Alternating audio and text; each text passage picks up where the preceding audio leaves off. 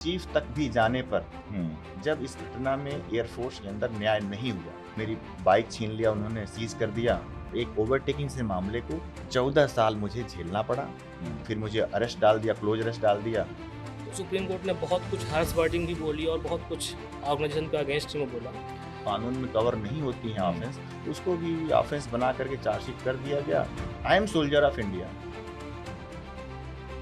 ये गलत हुआ मेरे साथ। जवानों के बीच में, ऑफिसर्स के बीच में एक ऐसा टॉक्सिक इन्वायरमेंट क्रिएट हो जाएगा, किसी भी ऑर्गेनाइजेशन अच्छा नहीं है। हाँ, मैं लालटेन ढिबरी से पढ़ा हुआ व्यक्ति, मुझे बहुत देर तक सेवा करनी थी एयरफोर्स की। अगर एक सोल्जर अन्याय सह जाएगा तो कॉमन मैन जो समाज में होता है उसका क्या फिर? अब ये जो सुप्रीम कोर्ट जजमेंट आया है, कहीं कहीं एयरफोर्स के ऊपर थप्पड़ है। एक जवान को अपना हार्ड अर्न मनी, अपना टाइम लगाकर सुप्रीम कोर्ट तक आना पड़ रहा है। ये सिस्टम का फेलियर है। Hello and welcome to our podcast, The Roadways.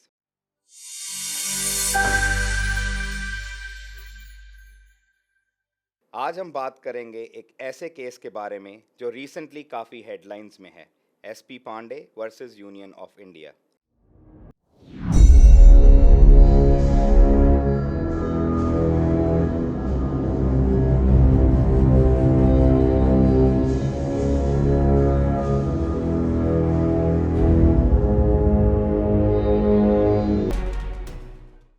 मैं हूं आपका दोस्त और host Rohan Devgan and today I also have my co-host Chetan Mehta with me. आज के एपिसोड में हम ये जानेंगे कि कैसे एक जवान ने एक अपने सीनियर ऑफिसर की गाड़ी को सिर्फ ओवरटेक किया रेलवे क्रॉसिंग पर और उसके लिए उनको भुगतनी पड़ी 14 साल की सज़ा। तो without wasting any time, let's welcome our esteemed guests, retired Sergeant S.P. Pandey and his advocate Ansh Narayan Tripathi. His advocate is a well-known advocate from Supreme Court and अभी उन्होंने काफ़ी लैंडमार्क जजमेंट्स भी दिलवाए हैं। Welcome both sir. Hello thank you sir. Advocate ji, आपका भी बहुत स्वागत है हमारा मिस्टर त्रिपाठी जी। बहुत ही अच्छा लग रहा है आप दोनों को यहाँ देखकर। सो एसपी सर, जैसे रोहन ने एक इंट्रोडक्शन में ब्रीफ दिया केस के बारे में जो आपके साथ हुआ, तो क्या आप इसको थोड़ा विस्तार में बता सकते हैं कि एग्जैक्टली क्या हुआ था और कितने टाइम ये ट्रायल चला? जी सर। सर, सबसे पहले मैं सार्जेंट सत्यप्रकाश पांडे, एसपी पांडे, आपको धन्यवाद देता हूँ कि आप इस घटना को देश के सामने लाना चाहते हैं। मैं भारत की न्यायपालिका और माननीय सुप्रीम कोर्ट को भी सशक्त नमन करता हूँ कि इस केस में न्याय किया, और अपने आदरणीय अंश नारायण त्रिपाठी सर एडवोकेट को बहुत बहुत धन्यवाद देता हूँ कि इस केस को अंजाम तक पहुँचाए और मुझे न्याय दिलाए। इसके लिए thank you sir. Thank you.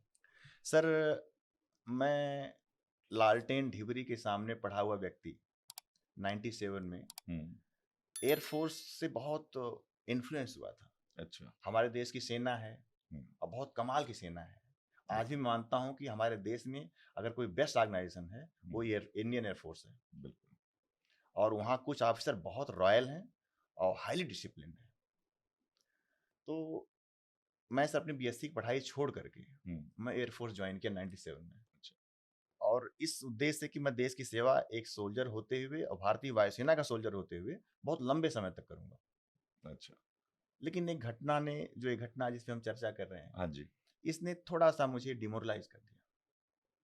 और बात है 17 मई 2010 की, जब एक रेलवे ट्रैक के सामने ट्रेन को पास होने के लिए जब बैरियर बंद था, उस समय मेरे किसी ऑफिसर की गाड़ी, सुपीरियर अफसर था, अच्छा। उनका नाम है स्क्वाड्रन लीडर एचवी पांडे।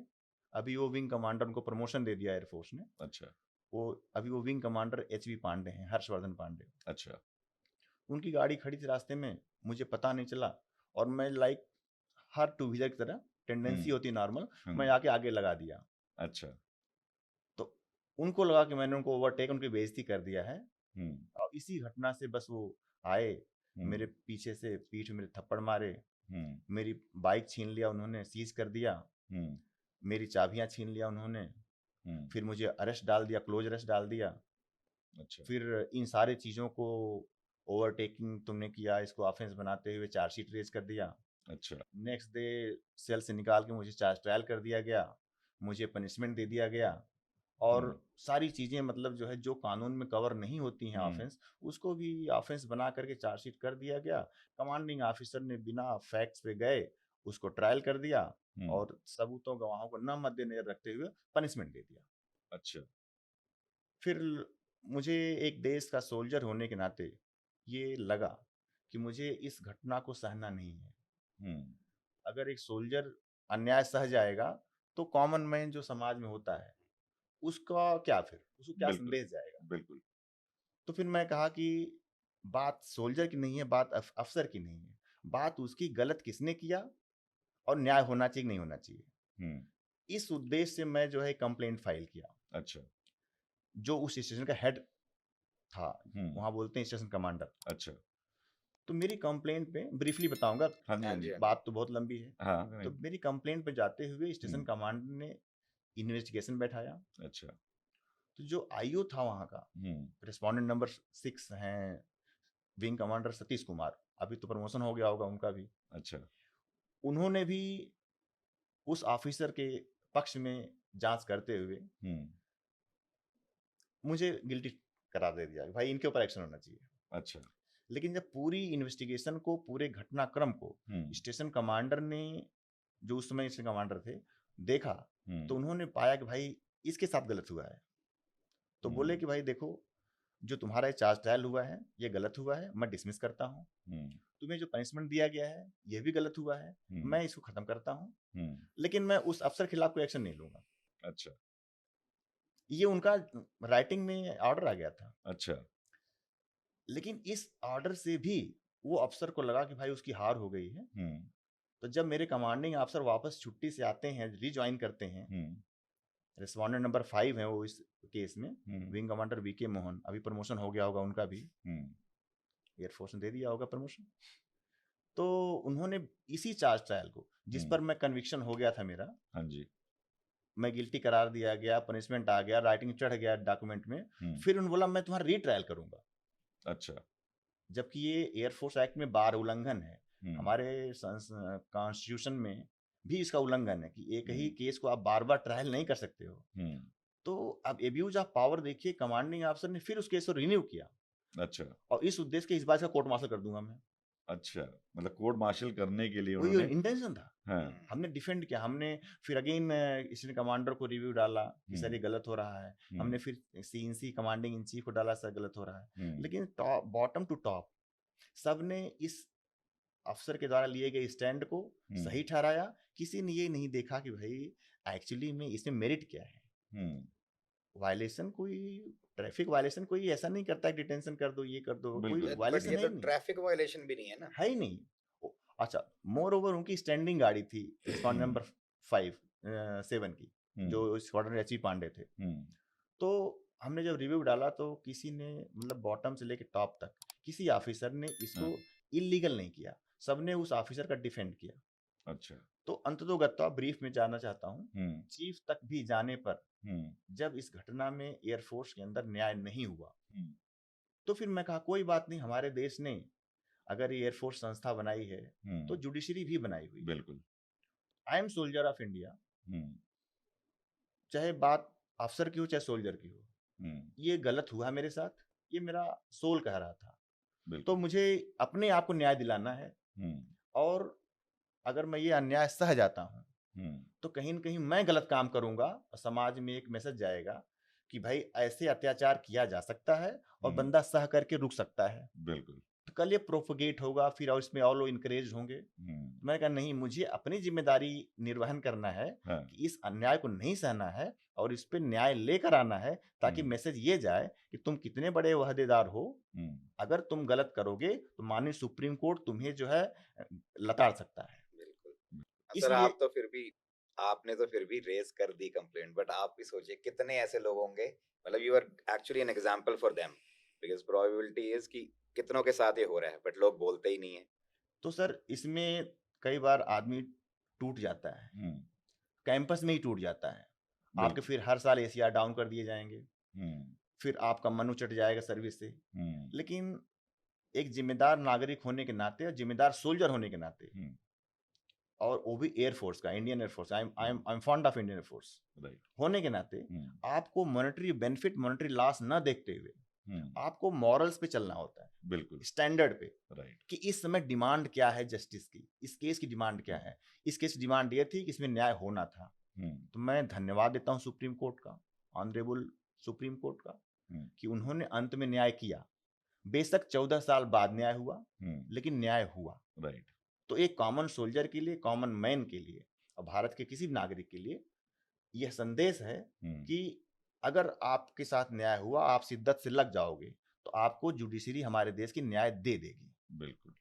और एक वकील, उसमें एक और भी चीज है, एक वकील ऐसा मिलना चाहिए आपको जो आपके केस को पर्सनल होके, व्यक्तिगत होके लड़े, तब आपको जीत मिलेगी। बिल्कुल। तो इस काम में मेरी हेल्प किया है अंश नारायण त्रिपाठी सर ने। राइट।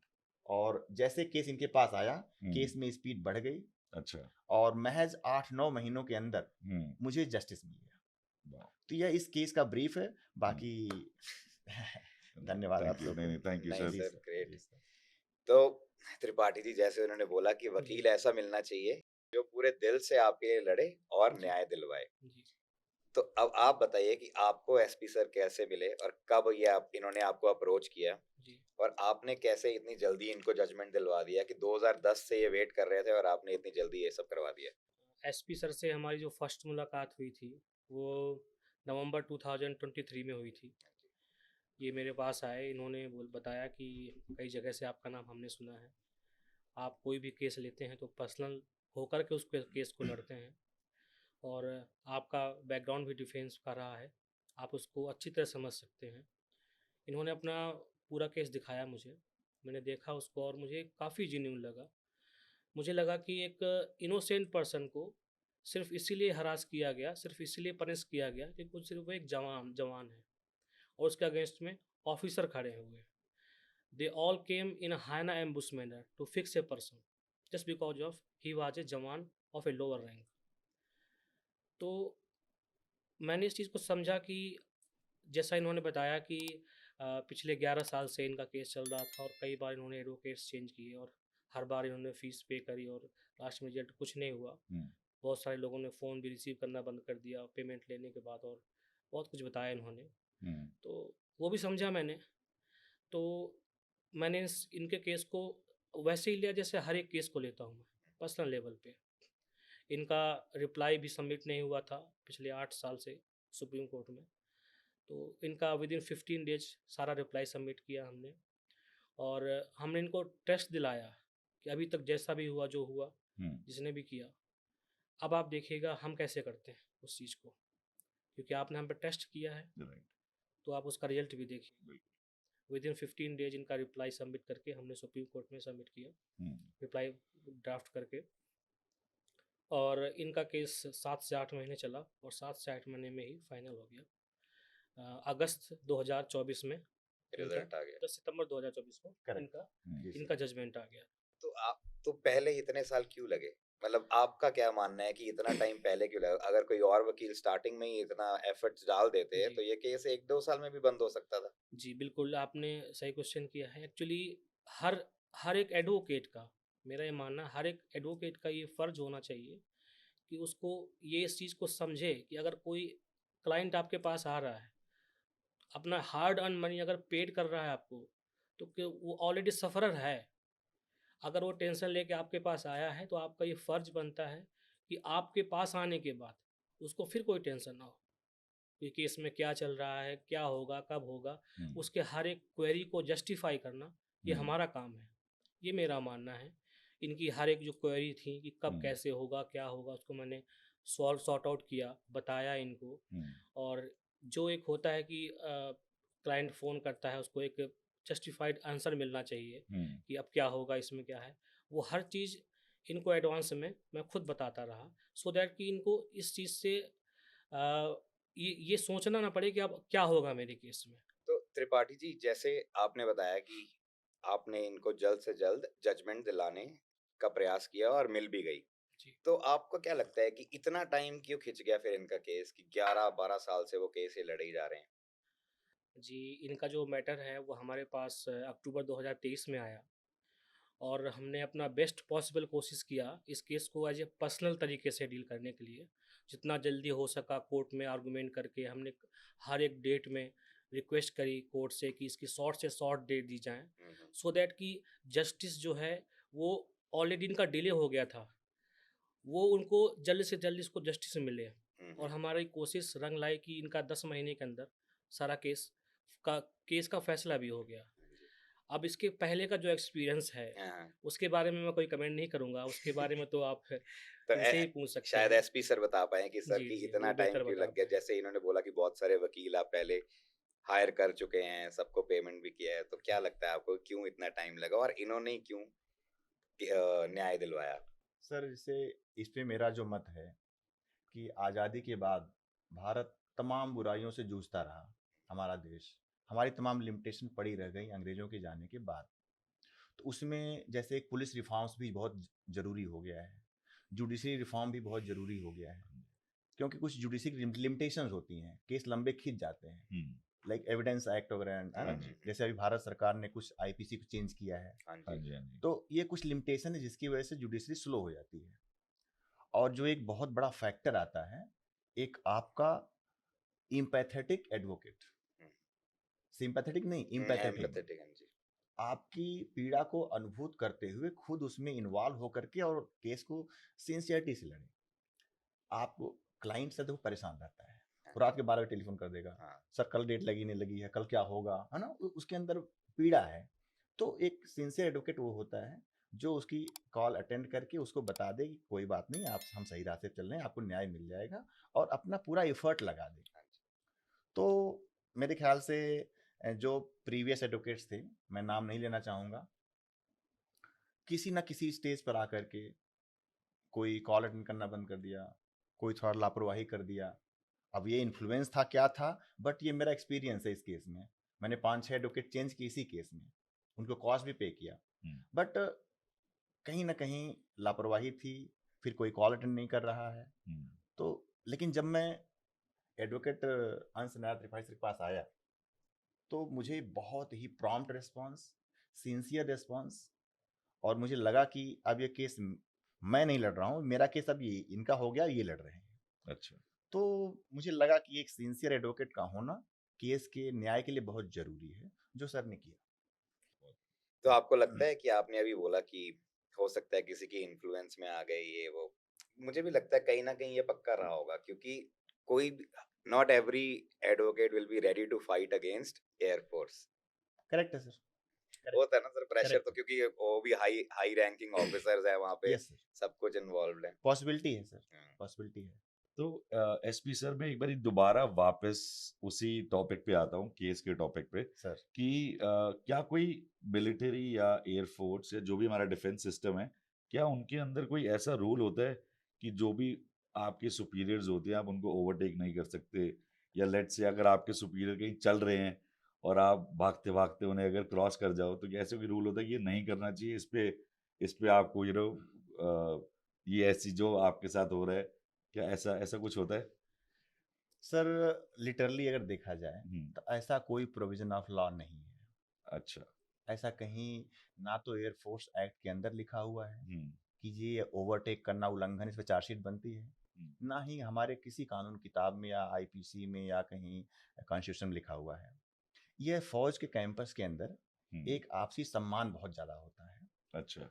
सबऑर्डिनेट्स अपने सुपीरियर्स को, सीनियर्स को सल्यूट करते हैं, और सीनियर्स भी उनका सल्यूट का रिस्पॉन्स देते हैं। अगर जूनियर ने सल्यूट किया है हाँ, तो सीनियर भी सल्यूट करके उसका रिस्पॉन्स देते हैं। बिल्कुल।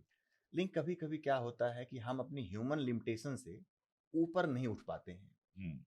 लाइक हम मद में, अहंकार में कई बार जा करके एब्यूज ऑफ पावर कर बैठते हैं। ये नेचुरल चीजें हैं। हाँ जी। लेकिन ये जो एब्यूज ऑफ पावर किसी यंग अफसर के द्वारा हो रहा है, तो जो मेच्योर अफसर्स हैं, जो बैठे हैं हायरार्की चेन में ऊपर, ये उनकी रिस्पॉन्सिबिलिटी है करेक्ट करना। तो यह केस जब सीनियर ऑफिसर्स तक गया, मैं नहीं कहता कि चलो हो सकता है स्क्वाड्रन लीडर एचपी पांडे जो उस समय थे, हाँ जी, वो हो सकता है ह्यूमन लिमिटेशन में जाकर गलत कर सकते थे, बिल्कुल।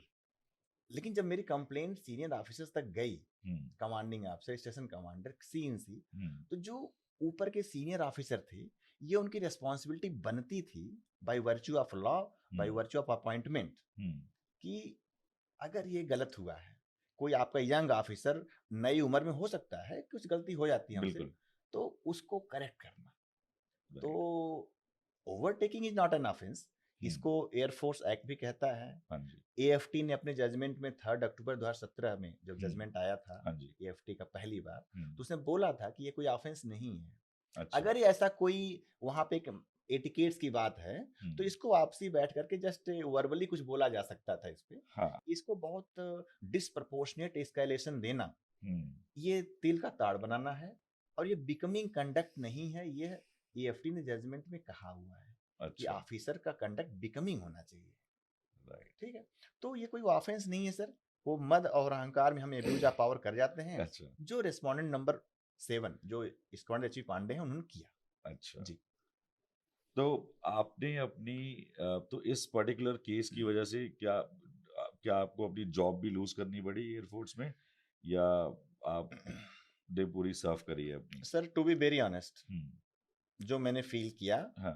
और जो बाद में फिर मेरे एसीआर में भी दिखा, हम्म, इस केस के बाद मैं जहां भी गया, हाँ। सब ने मुझे अंडर इवेल्युएट किया, अच्छा। क्योंकि मैं तो लिटिगेंट हूँ, मैं तो सीनियर अफसर के खिलाफ लड़ रहा हूँ, हम्म, मेरी कोर्ट केस डेट्स आ रही हैं, हाँ। तो कहीं ना कहीं मैं डिमोरलाइज भी हुआ, राइट। और मुझे फर्दर कोई भविष्य दिखा नहीं यहाँ पे। अच्छा। अगर ये केस नहीं रहा होता, जैसे मैं पहले स्टार्टिंग बोला हाँ। कि मैं लालटेन ढिबरी से पढ़ा हुआ व्यक्ति, हम्म, मुझे बहुत देर तक सेवा करनी थी एयरफोर्स की, हाँ। जिस विच आई एम प्राउड ऑफ। हाँ। लेकिन इस केस ने इतना हरास कर दिया मुझे, हम्म, और जो मेरा फेथ था सिस्टम में, सीनियर ऑफिसर्स में, हाँ जी। कि भाई मुझे चीफ तक न्याय मिल जाएगा, हम्म, कहीं ना कहीं चीफ भी जो है न्याय देने में एब्यूज किए या लापरवाही किए, हम्म, या सही समय पे, और माननीय सुप्रीम कोर्ट भी इंटरवीन अपने जजमेंट लिख रहे हैं, अच्छा। अगर एक सीनियर ऑफिसर राइट टाइम पे राइट इंटरवेंशन दे देता, हम्म, तो मुझे न्याय वहीं मिल गया होता। हाँ, तो इतने साल नहीं लगते इसके नहीं अंदर। लगते वहीं, मुझे कैंपस, मुझे जुडिशरी में आना भी नहीं पड़ता। हाँ। तो कहीं ना कहीं सीनियर ऑफिसर्स की गैर जिम्मेदारी हुई है इसमें, हम्म, और एक ओवरटेकिंग से मामले को 14 साल मुझे झेलना पड़ा, 14 साल लिटिगेशन करना पड़ा। लास्टली माननीय सुप्रीम कोर्ट ने मेरी डिग्निटी का लॉस मानते हुए हम्म, 1 लाख रुपए कंपेंसेशन आपको अवार्ड दिया। किया है। जी। तो तो आपकी जॉब कंटिन्यू रही, आप करते रहे, जी सर। बट लेकिन हाँ, वही आपको परेशानी हुई ऑब्वियसली, कि सबको, आपके को वर्कर्स को ये पता है कि नहीं यार, एग्जैक्टली सर। कि ये एक हमारे किसी सीनियर से इनका केस चल रहा है, तो ऑब्वियसली वो एक इमेज बन जाती है यस सर, सबके बीच कई में। बार कई बार सर मैं वहाँ आईसी बना हूँ, इंचार्ज बना हूँ सेक्शन का, हाँ। मेरे सबॉर्डिनेट्स मुझे नीचे रहे हैं, वो हाँ। देख रहे हैं कि सर जो एक केस लड़ रहे हैं, जो हम्म, मेरे सुपीरियर्स तो देख रहे हैं मैं एक केस लड़ रहा हूँ, हाँ। तो इसको एक कहीं ना कहीं निगेटिव मानते हैं, अच्छा। और इसका सोशल स्टिग्मा लग गया था आपके ऊपर कि हाँ जी। लिटिगेंट से, हाँ। तो इसका मुझे हानि देखनी पड़ी है, हम्म, और इसकी वजह से फ्यूचर मेरा डिस्ट्रॉय हुआ है, और मुझे वहां से फिर एक मरे हुए मन से कि चलो भाई अब मैं यहाँ से निकल जाता हूँ, हाँ। तो मुझे सर्विस छोड़नी पड़ी है, बट मैंने 20 ईयर्स कंप्लीट किया वहाँ पे। अच्छा। जी। तो त्रिपाठी जी, आपको क्या लगता है कि जो आपने ये पूरा केस लड़ा और आपने पूरा केस पढ़ा भी है, जी। तो इनके जो सुपीरियर्स थे उनका डिफेंस कैसा था? वो वीक डिफेंस था, स्ट्रॉन्ग डिफेंस था? मतलब आपके हिसाब से ये केस जल क्या क्या था? मतलब आप अपने पॉइंट ऑफ व्यू से बताइए। देखिए, मिलिट्री फोर्सेस में आर्मी हो, नेवी हो, एयर फोर्स हो या फिर पुलिस फोर्स हो, एक सीनियर्स को पावर्स देना ज़रूरी है, हम्म, डिसिप्लिन को मेंटेन रखने के लिए, और उनको कुछ ज़्यादा सुविधाएं देना ये ज़रूरी है। बट अगर उस पावर्स का मिसयूज होने लगे तो, हम्म, अगर उस पावर्स का कोई मिसयूज कर रहा है, तो उसके जो सीनियर्स हैं उनका ये काम है उसको रेक्टिफाई करें, सही, उसको रोकें उस चीज़ के लिए। राइट, अदरवाइज एक जवानों के बीच में, ऑफिसर्स के बीच में एक ऐसा टॉक्सिक इन्वायरमेंट क्रिएट हो जाएगा, एक ऐसा पोगेटिव इन्वायरमेंट क्रिएट हो जाएगा जो किसी भी सिस्टम के लिए, किसी भी ऑर्गेनाइजेशन का अच्छा नहीं है। हम्म, और इसमें शायद वही हुआ था। अगर एक हर्षवर्धन पांडे ने गलती करी, ठीक है, इन्होंने उसको कंप्लेन करी कि मेरे साथ अनजस्टिस हुआ है, हम्म, आपके सुपीरियर ऑफिसर को देखना चाहिए था। उनको रेक्टिफाई करना चाहिए उस चीज़ को, जस्टिफाई करना चाहिए कि भाई आपने गलत किया है, तो भाई आप उस चीज़ को उनसे माफ़ी मांग लीजिए और मैटर को वहीं ख़त्म करिए। सुप्रीम कोर्ट ने अपने जजमेंट में यही कहा है कि ये एक ट्रैवल इशू है। अगर इस चीज़ को अगर वो हर्षवर्धन पांडे जी वहीं पे माफ़ी मांग लेते, उन्होंने गलती करी, उनको भी पता है, सबको पता थी, तो अगर वहीं गलती अगर माफ़ी मांग लेते तो मैटर वहीं का वहीं ख़त्म हो जाता। एक पर्सन को, एक जवान को इतने साल तक कोर्ट के चक्कर नहीं लगाने पड़ते, लेकिन आपने ऐसा नहीं किया। और सरप्राइजिंगली आपके जो सुपीरियर ऑफिसर्स हैं, उन्होंने भी जानते हुए कि गलती उनकी है, एक सुपीरियर ऑफिसर ने माना भी कि हाँ गलती उनकी है, फिर भी आप ऑफिसर को सपोर्ट किए जा रहे हो। ये तो वही हो गया ना कि all the hyenas came together to fix a person. Hyena and उस मैनर अगर मैटर जहाँ पे क्रिएट हो जाएगा तो वहाँ पर कोई भी सिस्टम हो, कोई भी ऑर्गेनाइजेशन हो, उसके लिए वो बिल्कुल भी अच्छा नहीं है और फ्रूटफुल भी नहीं है। आप बोलते बहुत अच्छे हैं, मुझे लगता है पक्का आपने ऐसी दलीलें पेश की होंगी कोर्ट में भी। जी, ऐसे ही दलीलें हमारी हर जगह रहती हैं। और नहीं सर, अच्छा लगा क्योंकि आपकी जो बीच में ये वन लाइनर्स आ रहे हैं ना, बहुत अमेजिंग है। सर तो ये बताइए, अभी इन्होंने बताया कि इतने साल लड़ने के बाद भी सिर्फ 1 लाख रुपीस का कॉम्पनसेशन मिला है। आप इस जजमेंट से खुश हैं? जी, पार्शली तो मैं खुश हूँ, क्योंकि एक जीत जीत होती है, भले वो 1 रुपए की हो। सुप्रीम कोर्ट ने बहुत कुछ बोला लास्ट में, जब आर्गूमेंट किए हमने लास्ट डेट पे, 10 सितंबर को आर्गूमेंट था। तो सुप्रीम कोर्ट ने बहुत कुछ हार्श वर्डिंग भी बोली और बहुत कुछ ऑर्गेनाइजेशन के अगेंस्ट में बोला। तो आई थिंक पार्शियल सेटिस्फेक्शन तो उनको वहीं हो गया था। इन्होंने खुद भी बोला था कि 50% तो मैं यहीं जीत गया सर, जजमेंट के पहले ही। तो लेकिन अगर अगर हम ये कहें कि 1 लाख का कंपनसेशन कम है या ज़्यादा है, तो देखा जाए तो जो इनकी लिटिगेशन कॉस्ट है उसके हिसाब से तो ज़्यादा नहीं है, ठीक है। और जो हम अगर हम इस चीज़ को देखें कि 1 लाख रुपए पे कौन कर रहा है? पब्लिक फंड से जा रहा है। जो एयरफोर्स एडवोकेट्स ला रही है, वो पैसा कहाँ से जा रहा है? पब्लिक फंड से जा रहा है। अगर कोर्ट इस चीज़ को कर दे, ऐसा ऐसा जजमेंट पास करे कि जो भी तो कॉस्ट होगा 1 लाख, 2 लाख, 4 लाख, वो उस पर्सन के पॉकेट से जाए जिसने आपको फोर्स किया यहाँ तक आने के लिए, तब शायद ज़्यादा इम्पैक्ट पड़ेगा उस पर्सन पे और उसको एक लेसन भी मिलेगा फ्यूचर के लिए कि उसको ऐसा नहीं करना, अदरवाइज जो भी कॉस्ट आएगा वो उसकी पॉकेट से आएगा। तो ये ज़रूर, ये तो मैं कहना नहीं चाहता, बट हाँ ये जो जजमेंट है इसमें और अच्छा किया जा सकता था इस चीज़ को। मैं इस बारे में बस इतना ही कहूँगा। So same question SP sir आपसे। उन्होंने तो अपना बता दिया, उन्होंने ये भी बता दिया कि आप 50% तो तभी खुश हो गए थे जब सुप्रीम कोर्ट ने अपना जी सर। डिटेल्स बताई कि हाँ ये सब गलत है। जी तो सर। क्या आप इस जजमेंट से खुश हो? सर प्रश्न आपका बहुत अच्छा है। थैंक और इस केस को अगर इस देश का नवयुवक या कोई पीड़ित व्यक्ति देख रहा है तो ये प्रश्न उसको भी, ये उसका प्रश्न है, यू। बिल्कुल। ये उसका प्रश्न हाँ है। जी। सर मेरे विचारों से हर व्यक्ति की, हर इंस्टीट्यूशन की हमारे देश में जवाबदेही है, जिम्मेदारी है। हम अपने देश में तालिबानी राज नहीं, कानून का राज प्रमोट करते हैं। इसलिए जजमेंट में थोड़ा सा अगर एक एक्शन की बात होती कि भाई, कई बार मैं देख रहा हूँ जजमेंट में या कई लोग बोल रहे हैं कि मैटर ट्रिवियल मैटर है। ओवरटेकिंग का मैटर ट्रिवियल था, लेकिन उस पर लीपापोती करके बार बार एक व्यक्ति को ट्रायल रीट्रायल करना और जिद पे अड़े रहना कि नहीं तुम्हारा चार्ज ट्रायल सही था, ये ट्रिवियल मैटर नहीं है, ये सीरियस मैटर है। और कहीं ना कहीं जिन ऑफिसर्स के पास कंप्लेंट गई, उन्होंने इसको मेरिट पर न जाके देखते हुए उन्होंने लॉन्ग टर्म में एयरफोर्स का डैमेज किया है। डैमेज एसपी पांडे का नहीं हुआ है, डैमेज लॉन्ग टर्म एयरफोर्स का हुआ, हमारी संस्था का हुआ है, हमारी भारतीय वायुसेना का हुआ है। आपने अगर इस मैटर को, अब ये जो सुप्रीम कोर्ट जजमेंट आया है, कहीं ना कहीं एयरफोर्स के ऊपर थप्पड़ है। बिल्कुल कि भाई आप इस एक सोल्जर के राइट को डिफेंड करने में असक्षम निकले, उसमें सुप्रीम कोर्ट को आना पड़ा बीच में, और सुप्रीम कोर्ट लिख भी रहा है कि इसके लिए मुझे आना पड़ रहा है बीच में। तो कहीं ना कहीं अगर दूर तक देखा जाए, दूर की दृष्टि डाली जाए, सीनियर ऑफिसर्स देन उस समय के, उन्होंने इस छोटे से मैटर में जस्टिस डिलीवर करने में बहुत सीरियस मिस्टेक किया है। बिल्कुल। मैं तो ये कहूंगा तो संपूर्ण न्याय तो तब अब देखने वाली बात ये है कि क्या एयरफोर्स इन ऑफिसर्स को जो इसमें इन्वॉल्व हैं, क्या इनको प्रमोशन देती है? अभी तो उन्होंने एक प्रमोशन दे दिया है, अब अच्छा। फर्दर क्या ऐसे लॉ का उल्लंघन करने वाले अधिकारियों को एयरफोर्स प्रमोट करती है?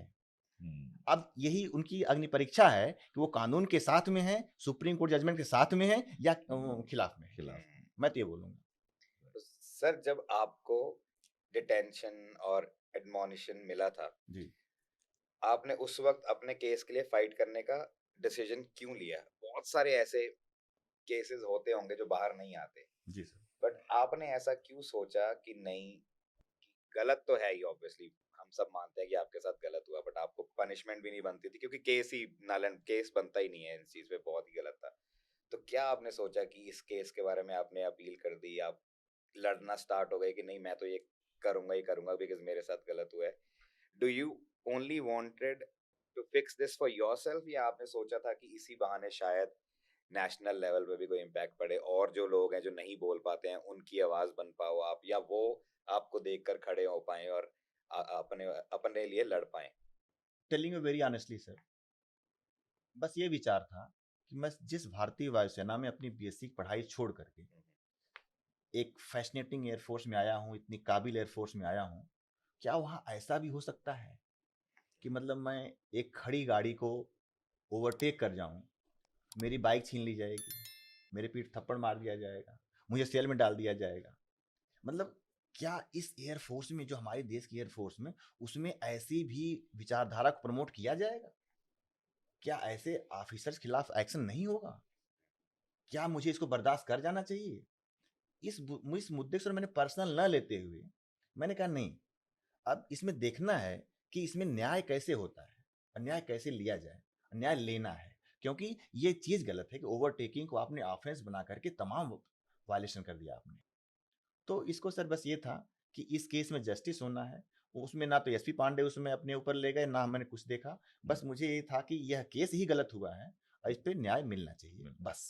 तो त्रिपाठी जी, जब आपने इस केस को कोर्ट में रिप्रेजेंट किया, तो आपको लगा कि मिलिट्री और डिफेंस फोर्सेस के डिसिप्लिनरी एक्शंस को हमारे जुडिशियल रिव्यू के थ्रू एग्जामिन करवाना जरूरी है? अगर हाँ तो क्यों?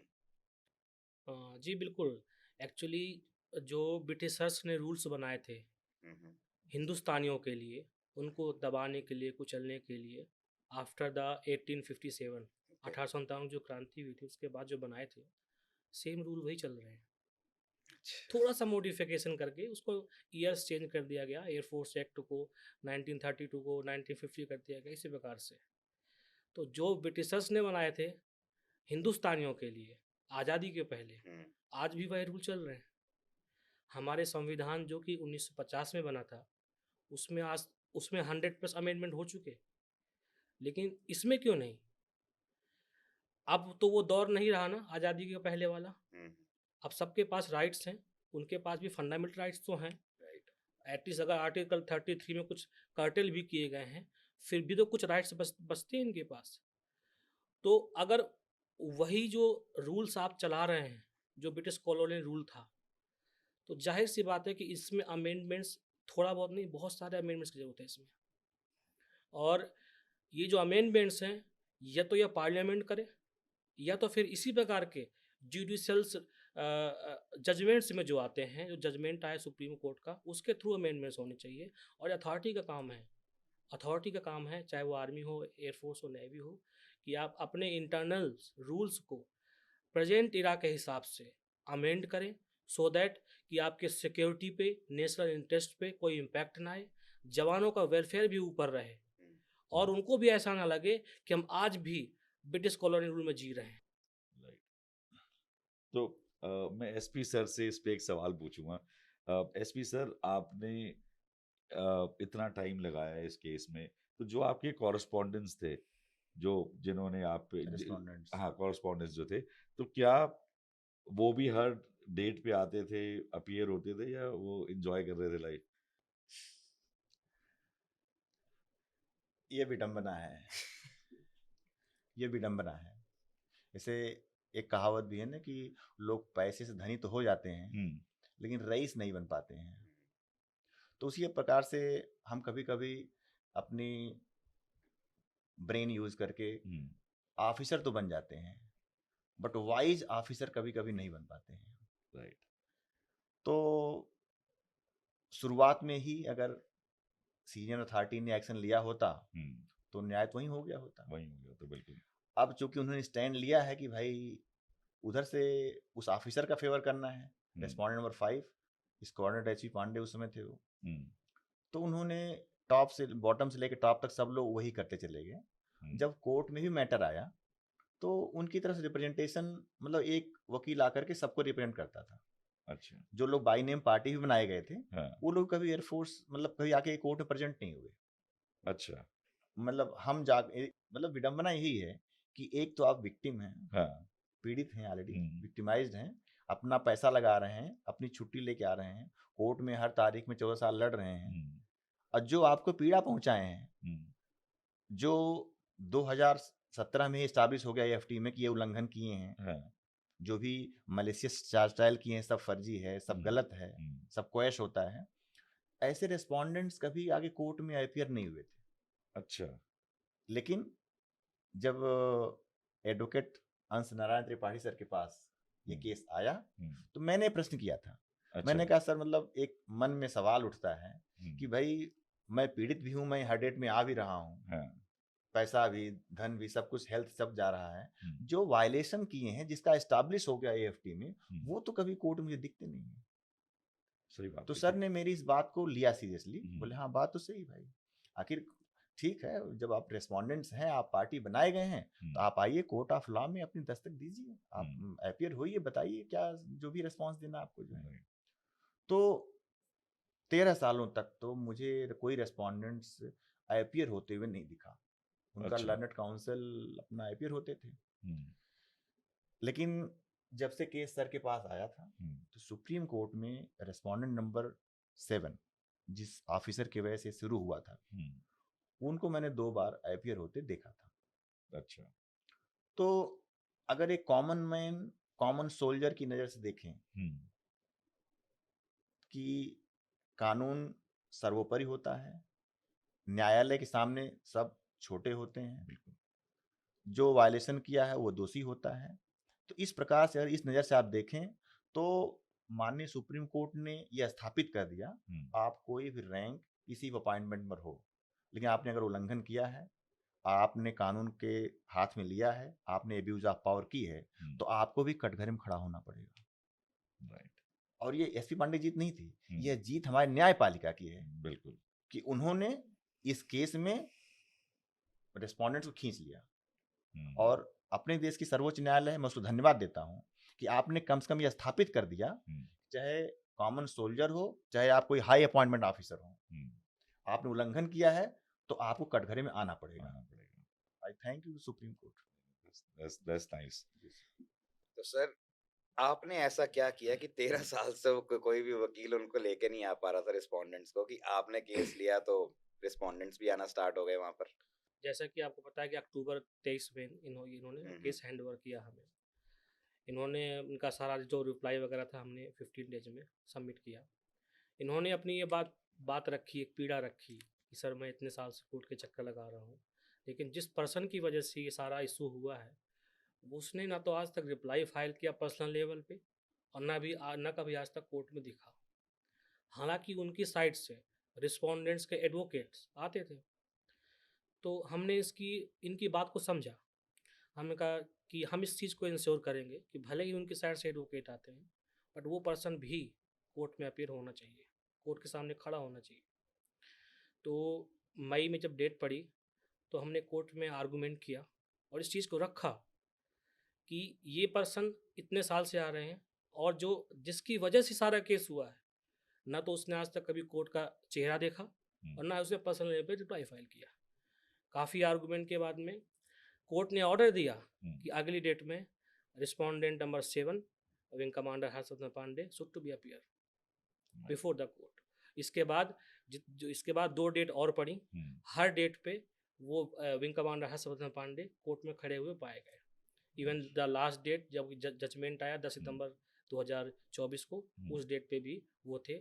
और जितना भी हर्ष वर्डिंग कोर्ट ने यूज किया था वो उनके लिए ही यूज किया था, और वहाँ पर सर झुकाए खड़े थे।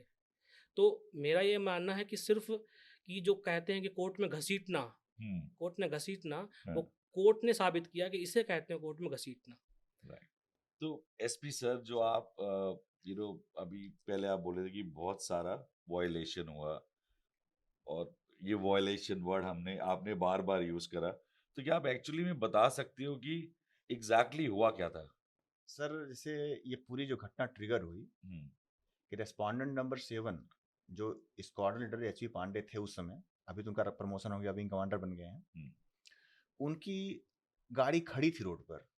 हम्म, और एक सरप्राइजिंग बात यह भी है जो कि कंप्लेंट्स में लिखी गई थी, उनका स्टेटमेंट खुद का है एचपी पांडे का, कि भाई मेरी गाड़ी रोड पर खड़ी थी और मैं अपनी गाड़ी छोड़ करके अपने फ्रेंड की पिछली गाड़ी में जाके बैठा हुआ था।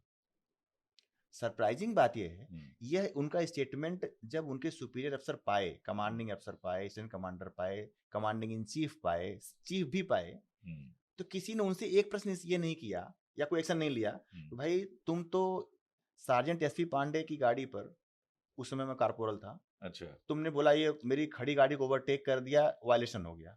कोई इनके ऊपर चार्जशीट नहीं रेज किया कि तुम अपनी खड़ी गाड़ी खाली क्यों छोड़े थे, भाई अनअटेंडेड गाड़ी छोड़े थे, तुम पीछे आके चैटिंग कर रहे हो, अगर अचानक ट्रैफिक खुल जाता तुम्हारी गाड़ी के लिए वजह फिर भी कोई वहां पर ट्रैफिक जाम लगता, तो तुम निकलते जाते वहां पे, है कि नहीं है? तो एक चार्जशीट इनकी भी बनती थी एयरफोर्स चीफ के द्वारा या सुपीरियर द्वारा कि भाई तुमने वही वायलेशन कर रखा है, अपनी गाड़ी खड़ी अनअटेंडेड छोड़े हो।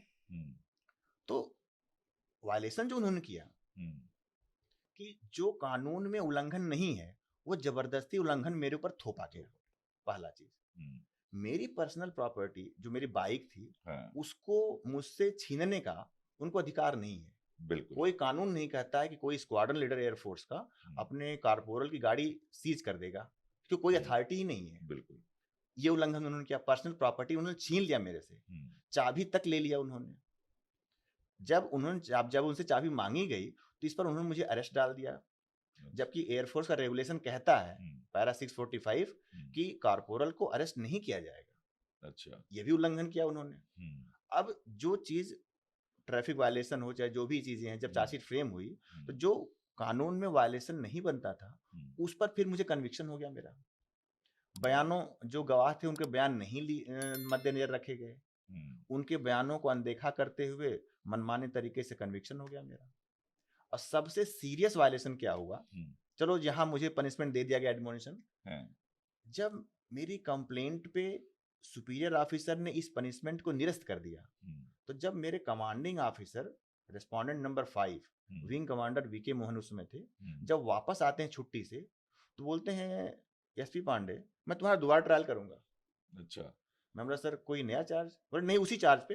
मैं कहा ट्रायल हो गया, पनिशमेंट मिल चुका है। बोले नो नो नो वो गलत ट्रायल हुआ था, अब मैं तुम्हारा दोबारा ट्रायल करूंगा। अच्छा, यह जो रीट्रायल हुआ इस पूरे केस में, यह सबसे बड़ा सीरियस लैकुना था, सबसे सीरियस वायलेशन था। आर्टिकल ऑफ कॉन्स्टिट्यूशन का वायलेशन, एयरफोर्स एक्ट का वायलेशन, और इस सब अफसर को बताया गया, सारे हायरार्की को, कि भाई इस पे देखिए सर ये गलती हुई है, ये रीट्रायल हो रहा है, गलत है। लेकिन किसी ने उसको मद्देनजर न रखते हुए फैसला बिल्कुल अफसर को बचाने में किया। ये सबसे सीरियस वायलेशन था, जिसको माननीय एएफटी ने 2017 में अपने फैसले में लिखा कि ये जो रीट्रायल हुआ, जो जिसको अश्योर किया गया भाई तुम्हारा चार्ज डिसमिस हो रहा है, उस पे जो दोबारा ट्रायल कराया गया, ये बहुत मनमाना तरीका हुआ। तो सर 14 साल 1 लाख का कंपनसेशन आपको मिला और आई थिंक जो गुनहगार हैं उनको सजा भी नहीं मिली जी। तो आपको नहीं लगता कि इनजस्टिस है? देखिए सर, मैं अपने आत्मा की आवाज बोलूंगा, वो ये कि माननीय सुप्रीम कोर्ट हमारे देश की संस्था है, सर्वोच्च न्यायालय है। सर्वोच्च न्यायालय, हाँ जी। उसका जजमेंट, उसका फैसला मेरे सराखों पर है। उन्होंने अगर इस पूरे फैसले को एक मैच्योरिटी से देखा जाए तो भारतीय वायुसेना जो हमारी शानदार एयरफोर्स है उसके ऊपर ये बहुत बड़ा धब्बा है।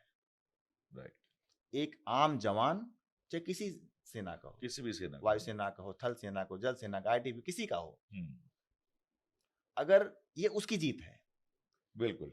और एक उल्लंघन करने वाले अधिकारी, तुम अगर मद में हो, हम्म, तुम किसी अपने अभिमान में आकर के तुमने गलत ट्रायल किया है,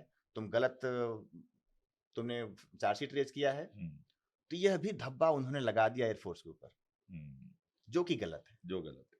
तो ये जो जीत है सर, यह इस केस में एसपी पांडे की जीत नहीं है, हम्म, यह इस अपने आप में केस की जीत है। हाँ, और तमाम कानून का पालन करने वाले उन नौजवानों का, उन जवानों का, उन भारत देश के नागरिकों का है हम्म, कि आपको अगर लगता है कि आपके साथ अन्याय हुआ है, आप लड़ें, आपको सुप्रीम कोर्ट न्याय देगा।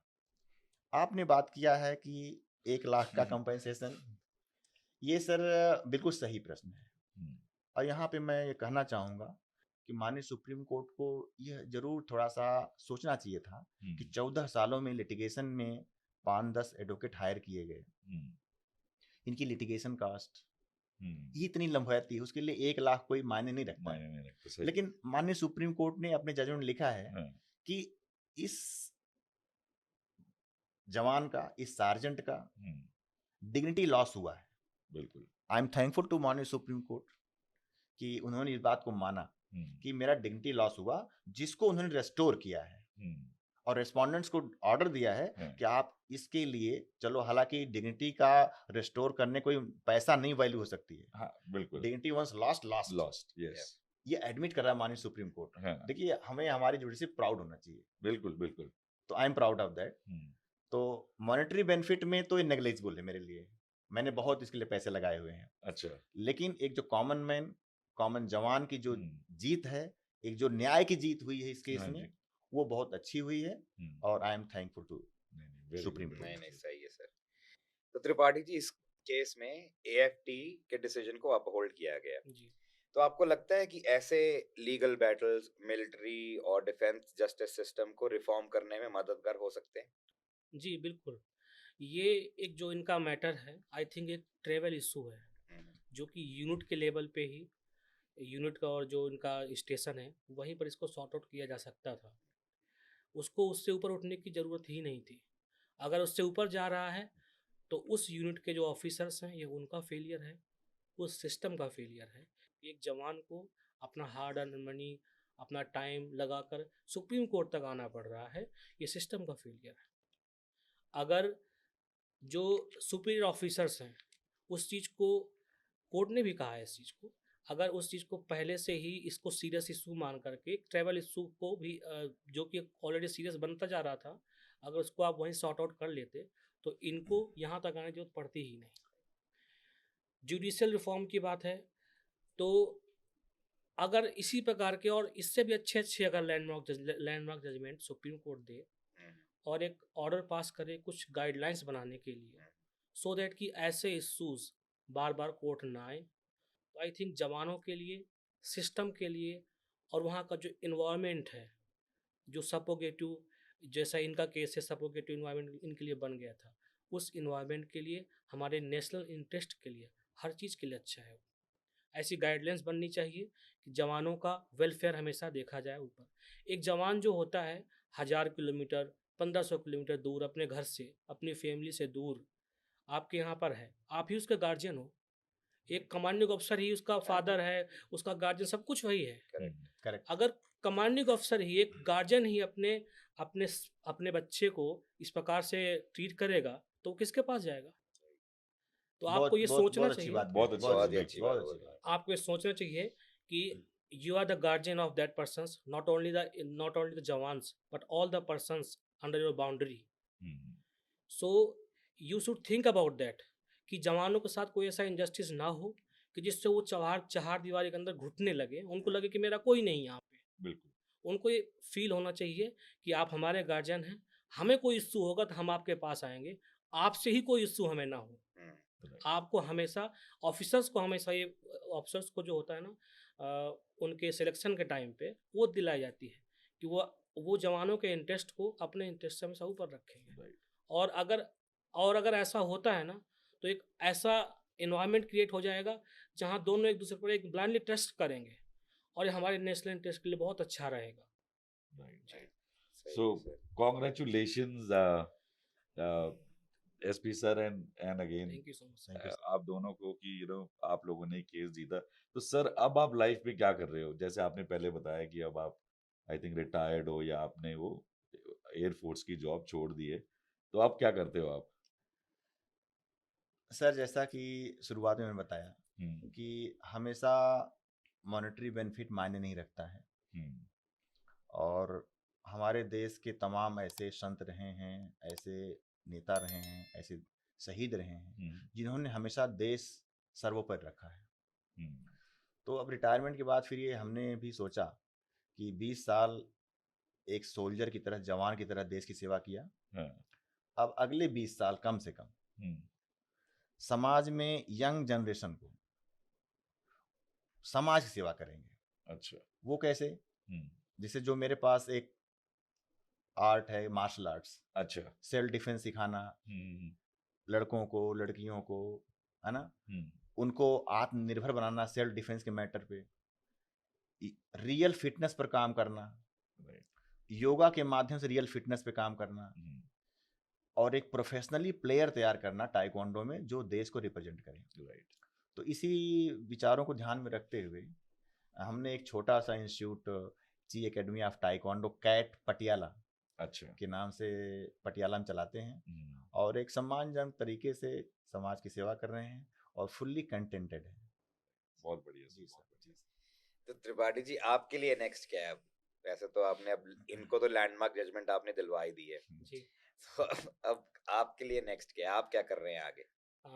जी, और भी कई सारे ऐसे मैटर्स हैं हम्म, जो ऑलरेडी हमारे पास अभी आए हुए हैं, न्यू मैटर्स, जिसमें कुछ एयरफोर्स के ऑफिसर्स भी हैं जो विक्टिम हैं, और कई सारे जवान भी हैं आर्मी के और एयरफोर्स के, नेवीज़ के भी, कुछ आईएएस और आईपीएस ऑफिसर्स भी हैं जो सिस्टम के विक्टिम हैं। हाँ जी। उन सबको हम रिप्रेजेंट कर रहे हैं, और उनके होपफुली उनको जो लैंडमार्क जजमेंट रहेंगे वो बहुत जल्दी सबके सामने आएंगे। नहीं, बहुत बढ़िया, बहुत बढ़िया। ऑल द बेस्ट आपको आगे के सारे केसेस के लिए। थैंक यू तो सो मच।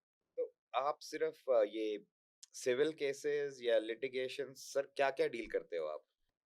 जी, मेनली हम क्रिमिनल मैटर्स, बेल मैटर्स जो भी रहते हैं जो हाई कोर्ट से आते हैं, हम्म, उनको देखते हैं।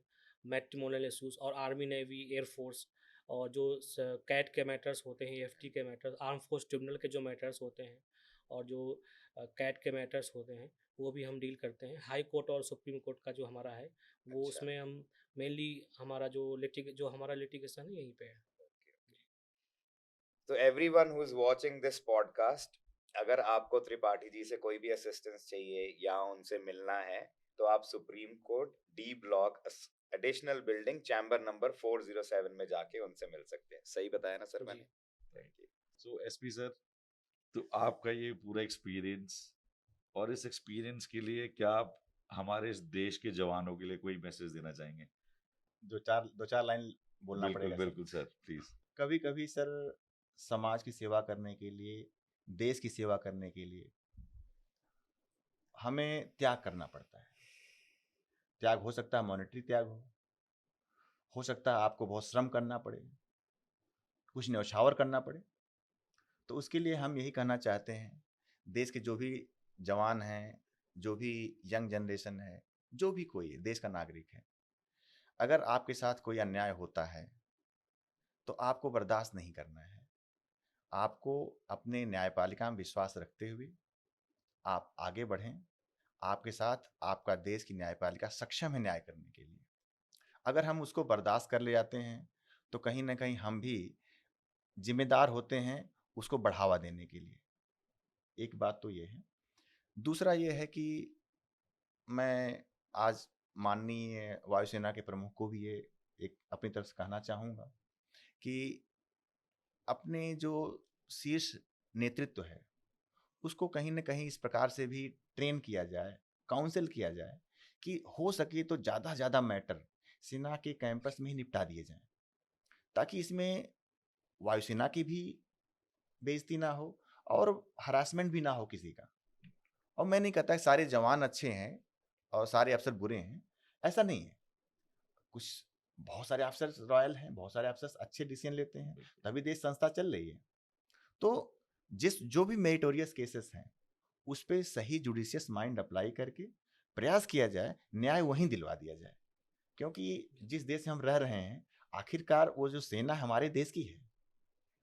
तो बस ये है कि जो भी शीर्ष नेतृत्व है वायुसेना का, वह ऐसे केसेस का निपटारा वहीं कर दे ताकि हरासमेंट बचे, और जो भी कानून का उल्लंघन कर रहे हैं उनके खिलाफ एक्शन हो, ताकि फ्यूचर में ऐसा कोई वायलेशन ना करे कि फिर हमारी बेइज्जती हो जा करके आगे चलकर। बिल्कुल। बस यही है। So thank you so much sir. और सो त्रिपाठी जी, आप कोई मैसेज जो मेरे व्यूअर्स के लिए देना चाहेंगे? मैं अपने देश के जवानों को बस इतना ही कहना चाहूँगा। इनका केस जब मेरे पास आया, मैंने इनसे बहुत कुछ डिस्कशन किया, और भी कई मैटर्स आए मेरे पास, कि आपको डिसिप्लिन में रहना है, सीनियर्स के ऑर्डर्स को फॉलो करना है, जो रूल्स रेगुलेशंस आपके बनाए गए हैं उनको भी फॉलो करना है। इसके बाद भी अगर कोई इनजस्टिस होता है आपके साथ, तो आपको अपनी अथॉरिटी में, विद इन अथॉरिटी, आपको अप्रोच करना है अपने सीनियर्स के पास। अगर फिर भी कोई नहीं सुन रहा है, आपके साथ बहुत ज़्यादा इनजस्टिस हो रहा है, तो आपको ये फील नहीं करना है कि हमारी कौन सुनेगा। न्यायालय के दरवाजे हमेशा आपके लिए खुले हैं। आज नहीं तो कल आपको जस्टिस ज़रूर मिलेगा। एक चीज़ हमेशा याद रखिएगा कि जैसा कि एसपी सर ने किया, आपको इनसे सीखना चाहिए कि आप अगर एक बार लीगल बैटल में आते हो, तो आपको जीतने तक हार नहीं माननी है। Thank you. सो गाइज, आज आपने स्टोरी सुनी सर एसपी पांडे जी की, और आई थिंक मेरे को इससे सिर्फ एक ही चीज़ समझ आती है कि अन्याय करने वाले से ज़्यादा अन्याय सहने वाला दोषी होता है। तो इसी के साथ आज इसी एपिसोड को हम ख़त्म करते हैं। और अगर आपको ये एपिसोड पसंद आया हो, so please do like, comment and share. और अब आपसे मिलेंगे अपने नेक्स्ट एपिसोड में। सो तब तक के लिए धन्यवाद। शब्बा खैर।